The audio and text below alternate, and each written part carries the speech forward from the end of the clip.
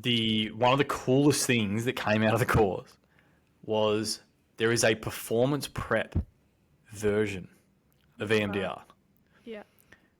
which is unreal. Because it wasn't mentioned. Because it was like, oh, it's mainly about trauma and stuff, but it can be you can use it for pretty much anything. For those who aren't familiar with EMDR, can you describe it a little bit? Yeah, so it stands for eye movement desensitization reprocessing. So the model that it runs off is, I can't remember what the actual full explanation is, but it's the AIP model. So it's essentially your memories are not in trauma. If you go through a traumatic experience, your memory is not stored in the same way that it would be had you not gone through a traumatic experience. Yeah.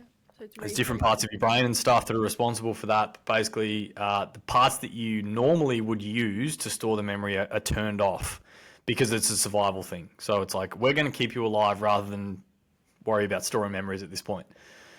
So the flashbacks keep occurring because the memory hasn't been consolidated properly.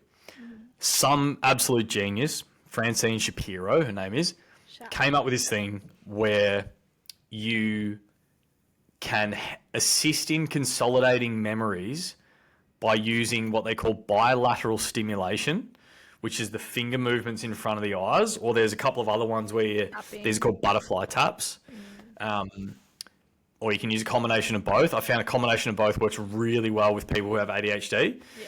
But it's essentially taxing your working memory while you bring up the previous experience. So it's quite uncomfortable at the time because there's a lot of body awareness stuff that needs to come with it.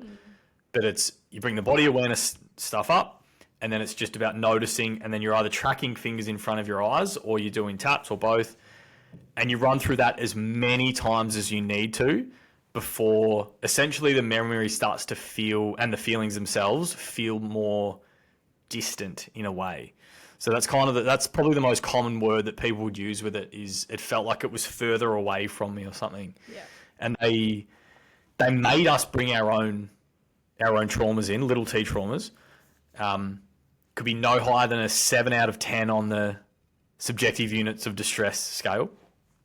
So I know firsthand that it works, and it worked in one go. I had to repeat the sort of back and forth maybe 10 or 15 times. But at the end of it, I was like, it's not bringing up the same emotion as it used to. What the hell is this? What is this witchcraft? It was unbelievable. So as soon as that happened, I was like, yeah, I've drunk the Kool-Aid. I'm in.